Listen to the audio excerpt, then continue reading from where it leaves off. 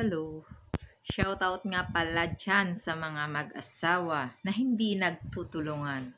Sa pagbuo po ng pamilya, dapat po dalawa po kayong mag-asawa ang mag-build para gumanda po ang inyong pamumuhay. Hindi lamang po sa asawang babae o di kaya sa asawang lalaki, iasa ang inyong asenso sa buhay. Dapat po dalawa talaga po kayo para po mas madali po ang inyong pag-asenso.